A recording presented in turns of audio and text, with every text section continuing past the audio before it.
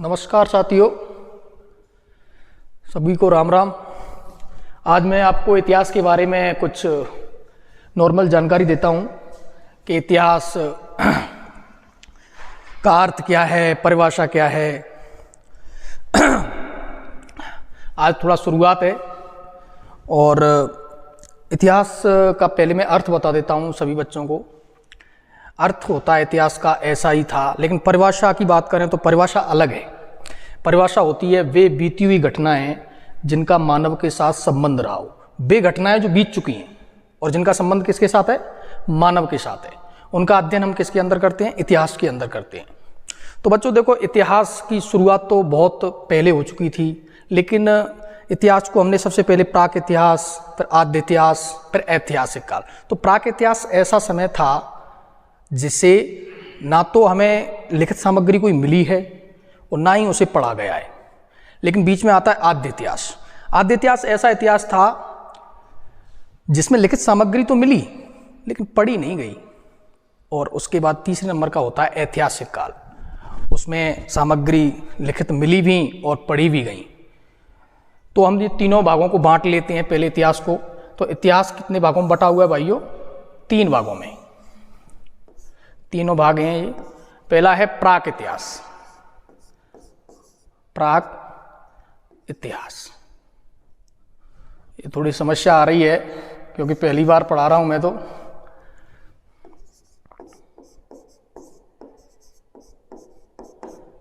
प्राक इतिहास और दूसरा होता है आद्य इतिहास। आद्य इतिहास और ये तीसरा भाग होता है इसका ऐतिहासिक काल।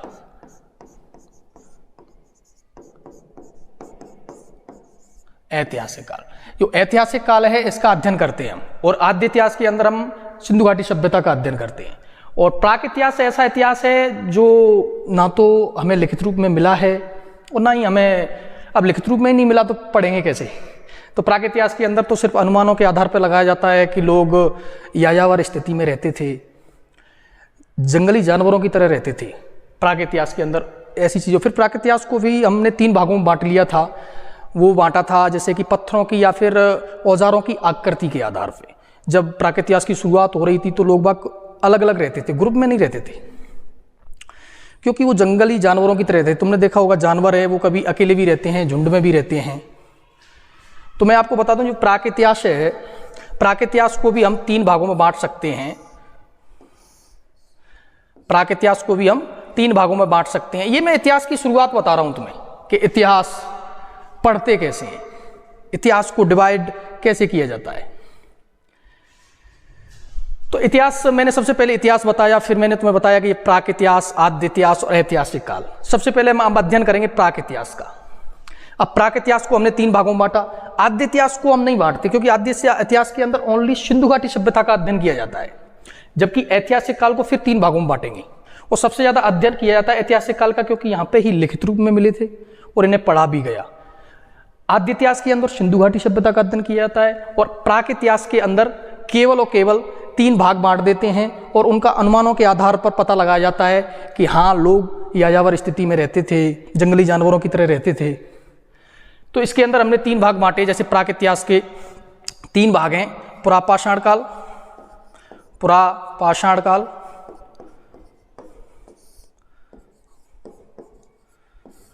मध्यपाषाण काल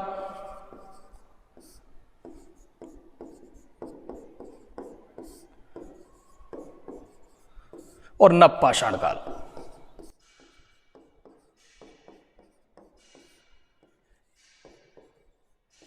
सबसे पहले जब तुम इतिहास पढ़ोगे तो प्राक इतिहास काल पढ़ा जाएगा। प्राक इतिहास काल में भी पुरापाषाण काल पहले पढ़ा जाएगा, उसके बाद मध्यपाषाण काल, फिर नवपाषाण काल।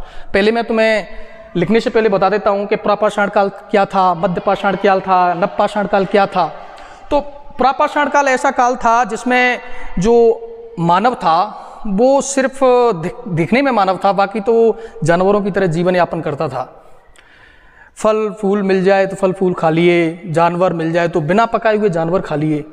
मतलब एक जंगली जानवरों की तरह जीवन जीते थे लोग इस काल में, प्रापाषाण काल में।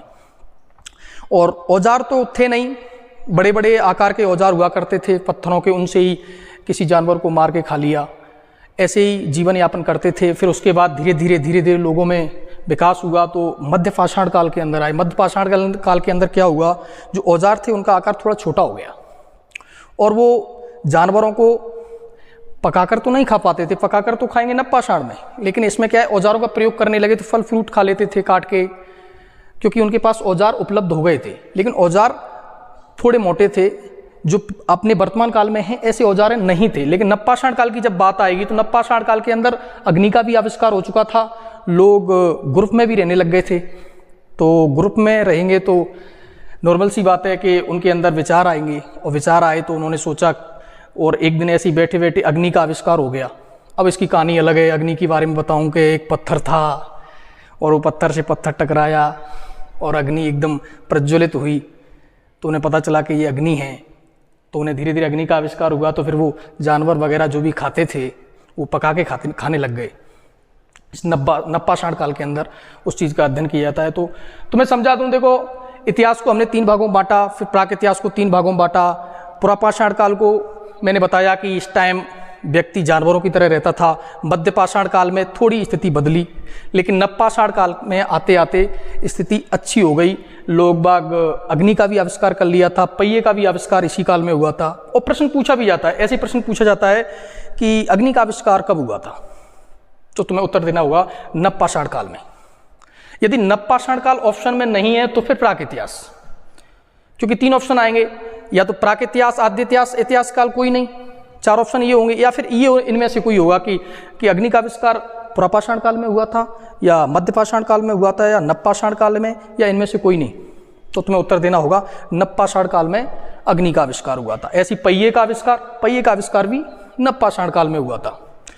तो इन तीनों से संबंधित, प्राक इतिहास से संबंधित ज़्यादा अध्ययन करने की जरूरत नहीं है, बस थोड़ी सी जानकारी इतनी होनी चाहिए कि अग्नि का आविष्कार, ज़्यादातर जितने भी आविष्कार हुए वो नवपाषाण काल के अंदर हुए। पुरापाषाण और मध्यपाषाण काल के अंदर तो सिर्फ इतना अंतर है कि यहाँ पे आकार बड़ा था, जो औजार थे। मैंने पाषाण शब्द का प्रयोग इसलिए किया है क्योंकि यहाँ पर जो औजार थे वो पत्थर के थे, और यहाँ पे सिर्फ इतना अंतर है इन दोनों में कि यहाँ पे बड़े आकार के पत्थर थे जो औजार थे, और यहाँ पर थोड़े छोटे आकार के थे। तो बच्चों समझ में आ रहा होगा तुम्हारी, मैं शायद मैं उम्मीद करती, इतिहास पढ़ा रहे हैं तो उसे हम क्रमबद्धता से पढ़ें।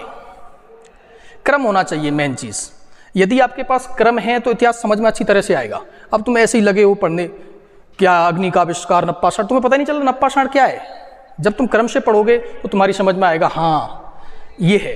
तो इससे आपको समझ में आ गया होगा, मैं उम्मीद करता हूँ। और उसके बाद आद्य इतिहास की बात करें तो आद्य इतिहास के अंदर हम सिर्फ सिंधु घाटी सभ्यता का अध्ययन करते हैं। किसका अध्ययन करते हैं? सिंधु घाटी सभ्यता का अध्ययन करते हैं। और सिंधु घाटी सभ्यता भाइयों बहुत बड़ी सभ्यता रही है। मतलब इस समय काल को बात करें तो समय काल लगभग 2350 से 1750 ईस्वी का समय काल माना जाता है सिंधु घाटी सभ्यता का। मतलब 2360 ईस्वी में ये समय तो पूरा हो गया था। मतलब ऐतिहासिक, प्राक ऐतिहासिक काल का समय पूरा होने के बाद 2360 के बाद आद्य इतिहास शुरू होता है, और आद्य इतिहास में पढ़ते हैं हम सिंधु घाटी सभ्यता। तो बच्चों सिंधु घाटी सभ्यता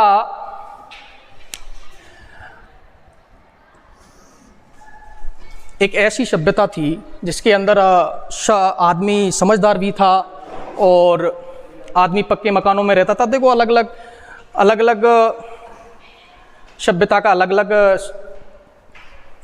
टाइम था। जैसे कि अपने हड़प्पा सभ्यता सबसे पहले खोजी गई थी, उसके बाद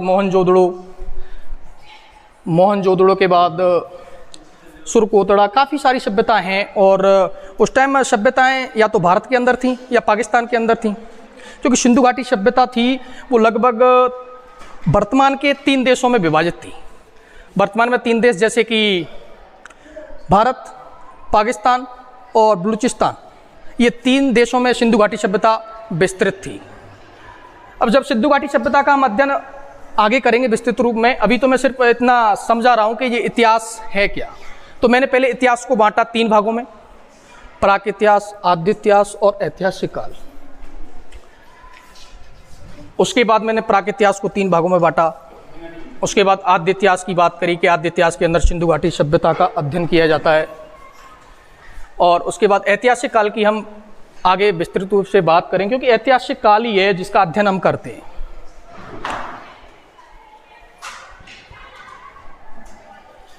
ऐतिहासिक काल की बात करें तो ऐतिहासिक काल की शुरुआत मानी जाती है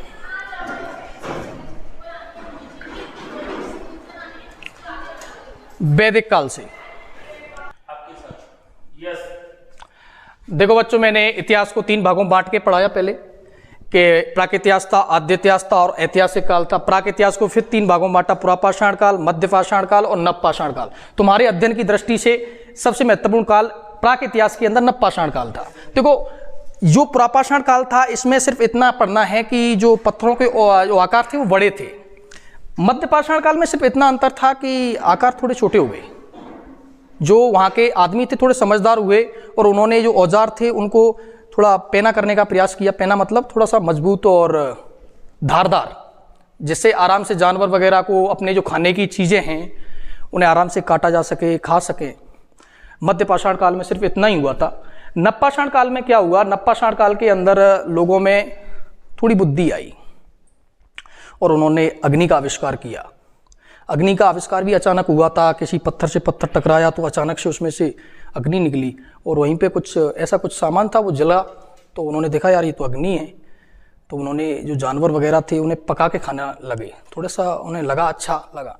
उसके बाद उन्होंने पहिए का आविष्कार किया, जैसे कि कोई सामान, भारी सामान है तो पहिए गाड़ी बनाई, बैल वगैरह खींचते थे, तो वो नवपाषाण काल के अंदर हुआ था। ये दोनों टाइमों में ऐसा काम नहीं हुआ था। इस टाइम तो सिर्फ जो आदमी था वो जानवरों की तरह रहता था, लेकिन नवपाषाण काल में कृषि का भी उपयोग करने लगे लोग, जैसे कि खेती करते थे। और खेती 1-2 तरह की खेती करते थे, जैसे कि चावल की, गेहूं की। 1-2 जो पुराने साक्ष्य मिले हैं खुदाई में तो उनमें मिला है गेहूं, जौ, 2-3 चीज़ें मिली हैं नवपाषाण काल से। ये प्रश्न पूछा जाता है तुमसे कि नवपाषाण काल के अंदर कौन कौन सी चीज़ें मिली और कौन कौन सी चीज़ का आविष्कार हुआ, तो उसमें होगा अग्नि का आविष्कार हुआ, पहिए का आविष्कार हुआ और कृषि करना, पशुपालन करना, ये नवपाषाण काल के अंदर आता है। जैसे कि प्रश्न आ जाता है तुमसे कि पहिए का आविष्कार कौन से काल में हुआ था, तो उसमें ऑप्शन होंगे। अभी तो तुम्हारी तो क्या है, क्लास छोटी है तो उसमें पता नहीं चलता, लेकिन ये क्या है कि पहिए का आविष्कार, ऐसे ऑप्शन होंगे इसके अंदर, प्राक इतिहास, आद्य इतिहास या ऐतिहासिक काल। कौन से काल के अंदर पहिए का आविष्कार हुआ, तो प्राक इतिहास के अंदर। लेकिन यदि ऑप्शन ये वाले हुए कि पुरापाषाण काल या मध्य पाषाण काल या नवपाषाण काल, तो फिर उत्तर क्या होगा? नवपाषाण काल। समझ रहे हो ना? नवपाषाण काल के अंदर पहिए का आविष्कार हुआ था। तो ये तो हमने प्राक इतिहास के बारे में जानकारी कर ली। एक बार मैं इतिहास की अर्थ और परिभाषा बता देता हूं, मुंह से बता देता हूं, वैसे ही जो लिखना चाहे वो बच्चे लिख लेना। देखो, इतिहास का अर्थ तो कहते हैं कि ऐसा ही था, ऐसा अर्थ था, लेकिन परिभाषा थी वे बीती हुई घटनाएं। हाँ तो बच्चों, जैसे कि इतिहास का अर्थ में बता देता हूं तुम्हें पहले।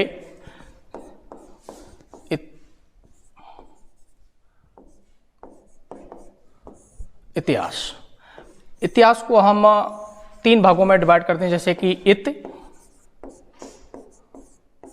प्लस ह प्लस हास, इतिहास। इसको हमने 3 भागों में डिवाइड कर दिया। कितने भागों में? 3 भागों में। इसका मतलब होता है इस प्रकार,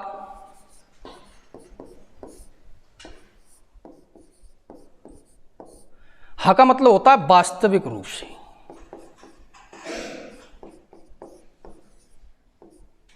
वास्तविक।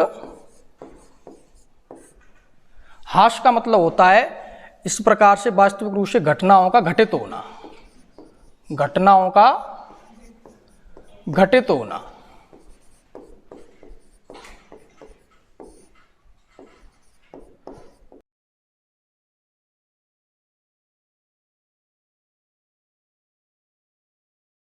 ये इतिहास का अर्थ है। इस प्रकार से वास्तविक रूप से घटनाओं का घटित होना क्या होता है? इतिहास होता है। ये तो अर्थ है इसका। अब परिभाषा लिखा देता हूं मैं। इतिहास की परिभाषा भी होती है, अलग अलग इतिहासकारों ने अलग अलग परिभाषाएं लिखाई हैं, लेकिन एक महत्वपूर्ण रूप से तो यही परिभाषा होती है कि वे बीती हुई घटनाएं जिनका मानव के साथ संबंध रहा हो। परिभाषा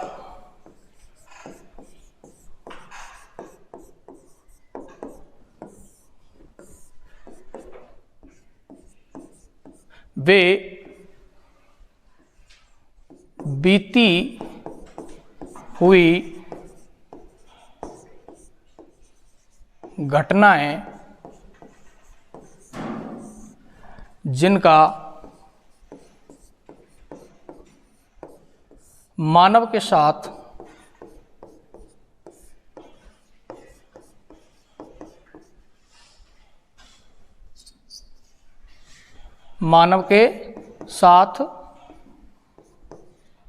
संबंध रहा हो।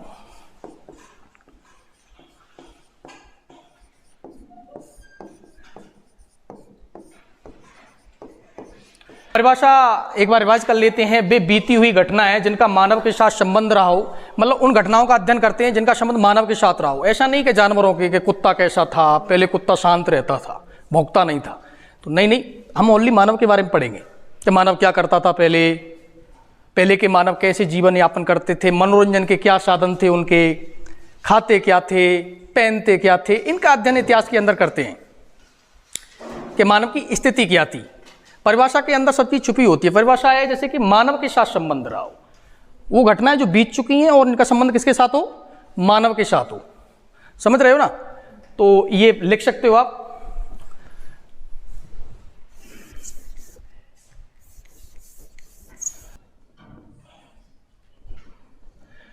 चलो भाई देखो, मैंने इतिहास को 3 भागों में बांट भी दिया, प्राक इतिहास के बारे में भी समझा दिया, और उसके बाद आद्य इतिहास के बारे में बताया कि आद्य इतिहास के अंदर किसका अध्ययन करते हैं, सिंधु घाटी सभ्यता का। और ऐतिहासिक काल है उसको भी हम आगे जाकर के 3 भागों में बांटेंगे। तो मैं पहले तुम्हें प्राक इतिहास के बारे में बता दिया, अब मैं आद्य इतिहास के बारे में बता देता हूं। तो आद्य इतिहास के बारे में क्या था,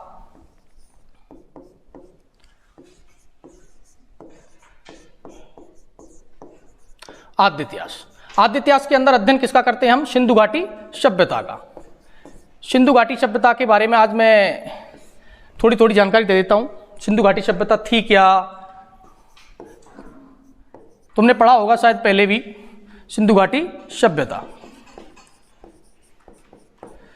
सिंधु घाटी सभ्यता कौन से समय काल की थी, सबसे पहले यह जानने का प्रयास करते हैं। इसका समय क्या था, कौन से समय से लेकर कौन से समय तक सिंधु घाटी सभ्यता थी।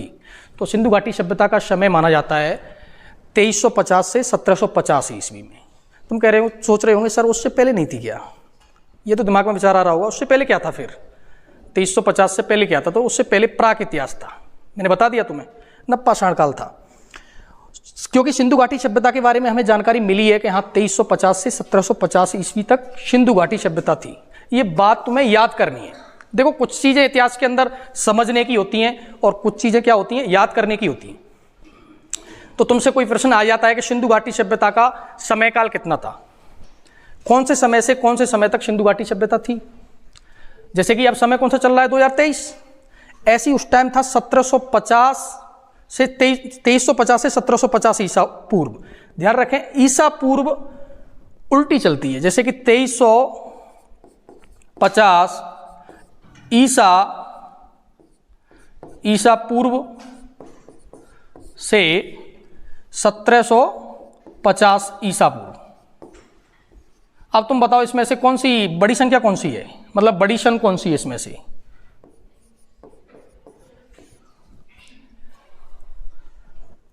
ये पहले आया, ये बाद में आया, जबकि इस टाइम तो 2017 पहले आया था और 2023 बाद में आया था। भाई 2017, 18, 19, 20, 21 आगे चल रहा है, जबकि ये उल्टा चलता था 2350, उसके बाद 2349, ऐसे चलता था उल्टा ईसा पूर्व। और धीरे धीरे 1750 के बाद क्या आएगा 1749, और धीरे धीरे फिर 1500, फिर 1000, फिर 600, फिर एक ईस्वी आई, और फिर 1 ईस्वी से फिर आगे बढ़ा, 1, फिर 2, फिर 1000, फिर 2000 ईस्वी, फिर 2020, 21, 22, 23, 24 ऐसे बढ़ता चला जाएगा। तो ये पहले वाला है। बीच में ईस्वी है 1 ईस्वी, जिस समय ईसा मसीह का जन्म हुआ था, उससे माना जाता है समयकाल। इतिहास में जो समयकाल होता है ना, ईसा पूर्व और ये ईसा, एक तो होती है ईस्वी, एक होता है ईसा पूर्व। तो ईसा पूर्व ईसा मसीह के जन्म से पहले, ईसा मसीह का जन्म कब हुआ था 1 ईस्वी को। कब हुआ था 1 ईस्वी को। और उसी से हमें समय का निर्धारण किया था कि भाई समय ईसा पूर्व से पहले का ईसा पूर्व कहलाएगा, और उसके बाद का ईस्वी कहलाएगा। तुमने देखा होगा ऐसे लिख के आता है कई किताबों में, ईस्वी तो लिखी रहती है ना, या 2023 ईस्वी, ईसा पूर्व नहीं लिखा रहता, किताबों में देखा होगा तुमने। तो ईस्वी का मतलब होता है एक के बाद शुरू हुई है, ईसा मसीह के जन्म के बाद शुरू हुई है, और ये है पहले की। तो ये सिंधु घाटी सभ्यता का समय है 2350 से 1750 ईसा पूर्व। उसके बाद सिंधु घाटी सभ्यता का पतन हो गया था, सिंधु घाटी सभ्यता समाप्त हो गई थी। बताते हैं कि सिंधु घाटी सभ्यता के पतन का अलग अलग इतिहासकार अलग अलग कारण बताते हैं। जैसे कि मेन कारण माना जाता है बाढ़, अचानक बाढ़ आई थी और पूरी सिंधु घाटी सभ्यता तहस नहस हो गई। जैसे अचानक अब बाढ़ आ जाए तो कुछ बचेगा नहीं, कोई समंदर अचानक से बढ़ जाए तो पूरा का पूरा समंदर ऐसे आए, क्या बचेगा? कोई नहीं बचेगा। फिर हमारा इतिहास बनाया जाएगा बाद में, जो उत्पत्ति होगी फिर इतिहास में कहेंगे कि लोग बाग पढ़ते थे, लुगा करते थे, ऐसा पढ़ेंगे। वही हम सिंधु घाटी सभ्यता के बारे में पढ़ते हैं, क्योंकि उनका पतन हो चुका था 1750 ईसा पूर्व में। अब सिंधु घाटी सभ्यता के अंदर अलग अलग सभ्यताएं हुई।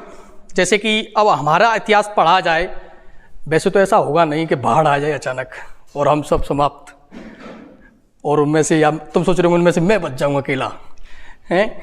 लेकिन नहीं होगा ऐसा, क्योंकि समय अभी फिलहाल अच्छा चल रहा है। उस टाइम ऐसी व्यवस्थाएं नहीं थी कि समुद्र के किनारे कुछ ऊंची चीज़ें लगा दी जाएं। अब तो ऐसी व्यवस्थाएं हैं, नदियां भी, नदियों के अगल बगल में वो बना दिए हैं कि नदी वगैरह फूट नहीं सकती है, लेकिन पहले नहीं थी इतनी सुविधाएं।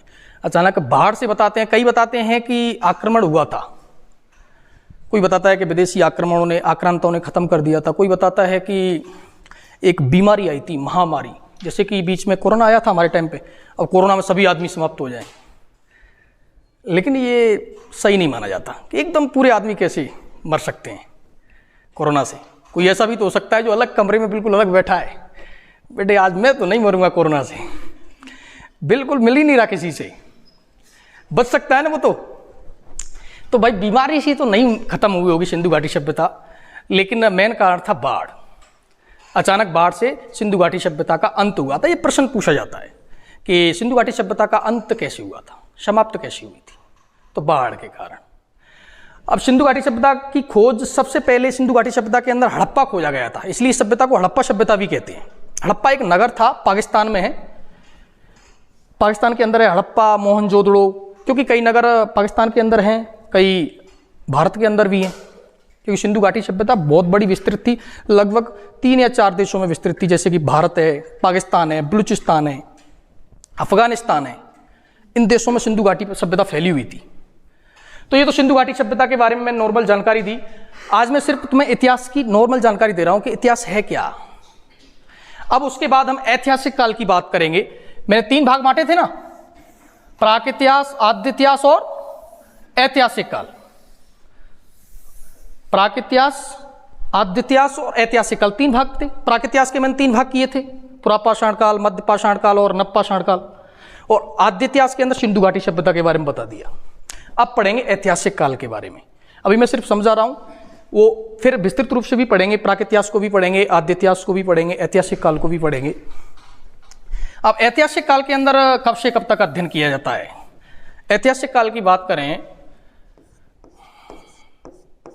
ऐतिहासिक काल, बोर्ड का अभ्यास नहीं है फिर भी बड़े ही बन रहे हैं। चलो, ऐतिहासिक काल को भी हमने 3 भागों में बांटा था अध्ययन की दृष्टि से। प्राक इतिहास को तो औजारों की दृष्टि से बांटा था, लेकिन ऐतिहासिक काल को किसकी दृष्टि से माना है? समय काल की दृष्टि से या अध्ययन की दृष्टि से, ताकि इतिहास को अच्छी प्रकार से पढ़ सके। देखो, किसी भी चीज को तुम पढ़ रहे हो, जैसे किताब भी पढ़ते हो ना, और तुम्हें लग रहा है कि यार ये कोई पार्ट है वो बड़ा है, पढ़ने में दिक्कत आ रही है, तो उसे बांट लो कि मुझे 1 घंटे में सिर्फ आधा पन्ना पढ़ना है, या फिर प्रश्न उत्तर याद कर रहे हैं तो जैसे कि 10 प्रश्न हैं किताब के अंदर, तो 10 प्रश्नों में से तुम बांट लो उन्हें। 10 प्रश्नों में से 3 प्रश्न याद करने हैं अब, और 3 प्रश्न याद करने हैं थोड़ी देर बाद। तो जैसे भी 3 प्रश्न याद होंगे तुम्हारा कॉन्फिडेंस बढ़ जाएगा, यार ये 3 प्रश्न याद हो गए, 3 और करता हूं, फिर 3 उन प्रश्नों को याद करो, फिर अरे बचा ही क्या है, 4 और बचे, उन्हें भी कर लेता हूं। तो किसी भी चीज को बांट के पढ़ते हैं ना तो जल्दी याद होती है और कॉन्फिडेंस बढ़ता है और मजा भी आता है। तो ऐसे इतिहास को बांटा था 3 भागों में। उन्हें इतिहास एक ही इतिहास पढ़ते हम, प्राचीन इतिहास, उसी में सिंधु घाटी सभ्यता, उसी में सब घेसला पढ़ लेते, उसी में वैदिक काल, उसी में मौर्य, उसी में गुप्त, सबको एक साथ पढ़ते तो थोड़ा मजा नहीं आता और समझना बड़ा मुश्किल होता। तो इसलिए हमने इतिहास को भी 3 भागों में बांटा था। एक तो प्राचीन इतिहास था, इनका समय भी अलग अलग है, समय डिसाइड कर दिया था। ऐसा नहीं था कि समय चल रहा था कि प्राचीन काल चल रहा है, ऐसा नहीं था। ये तो इतिहासकारों ने बाद में बांटा है, बाद में बांटा था समय को, ये इतिहास को पूरे को, कि ये प्राचीन इतिहास है। ऐतिहासिक काल को बांटा था, ये प्राचीन इतिहास, यहां पर मध्यकालीन इतिहास,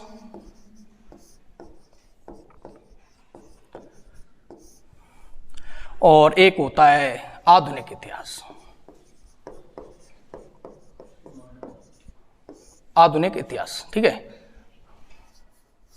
मिडाइवल और ऐसे इंग्लिश में बोलते हैं, मैं तो जानता नहीं, लेकिन ये प्राचीन इतिहास है, मध्यकालीन इतिहास है और ये आधुनिक इतिहास है। प्राचीन इतिहास का अध्ययन पहले करेंगे, उसके बाद मध्यकालीन का, उसके बाद आधुनिक इतिहास का। प्राचीन इतिहास के अंदर क्या क्या पढ़ते हैं पहले मैं ये बता देता हूं तुम्हें। तो प्राचीन इतिहास के अंदर सबसे पहले वैदिक काल से शुरुआत होगी, सिंधु घाटी सभ्यता समाप्त हो जाएगी, आद्य इतिहास समाप्त होगा, आद्य इतिहास समाप्त होते ही ऐतिहासिक काल आएगा, और ऐतिहासिक काल शुरुआत हो जाए 1750 में सिंधु घाटी सभ्यता का अंत हो गया था। अंत हो गया ना, मैंने बताया था 1750 ईसा पूर्व में सिंधु घाटी सभ्यता का अंत हो गया था। तो उसके बाद ऐतिहासिक काल की शुरुआत मानी जाती है। जो ऐतिहासिक काल की शुरुआत मानी जाती है वो 1500 ईसा पूर्व से मानी जाती है, 1500 ईसा पूर्व, ठीक है।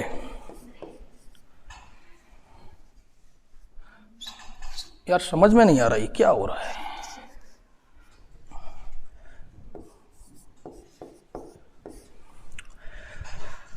पंद्रह सौ ईसा पूर्व से प्राचीन काल की शुरुआत मानी जाती है, और प्राचीन इतिहास के अंदर हम अध्ययन करते हैं सबसे पहले वैदिक सभ्यता की। वैदिक सभ्यता क्या थी? तो वैदिक सभ्यता थी वेदों का अध्ययन। वेद तो तुम जानते ही होंगे, वेद तो जानते हैं ना। वेद 4 थे, ऋग्वेद, यजुर्वेद, सामवेद और अथर्ववेद। अथर्ववेद है ना। तो ऋग्वेद सबसे पहले लिखा गया था, और उसके बाद यजुर्वेद, फिर सामवेद, और सबसे अंत में अथर्ववेद। सबसे अंत में कौन था? अथर्ववेद था। इसके अंदर अध्ययन करेंगे। उसके बाद जैसे वैदिक काल समाप्त होगा, वैदिक काल चलता है 1500 ईसा पूर्व से 600 ईसा पूर्व तक। 1500 ईसा पूर्व से 600 ईसा पूर्व तक। देखो ये समय है ना, याद करने का एक ही तरीका है। तुम्हें बड़ा बोरिंग लग रहा होगा कि यार ये क्या है, समझ में नहीं आ रहा इतिहास। तो इतिहास को क्रम से पढ़ो। देखो मैंने तुम्हें क्रम से ही पढ़ाया है। यदि अब भी समझ में नहीं आ रहा है तो एक बार रिवाइज करेंगे ना, फिर समझ में आ जाएगा। मेन चीज़ होती है, मैंने तुम्हें सबसे पहले क्रम से पढ़ा रहा हूँ ना, प्राक इतिहास, आद्य इतिहास, ऐतिहासिक काल।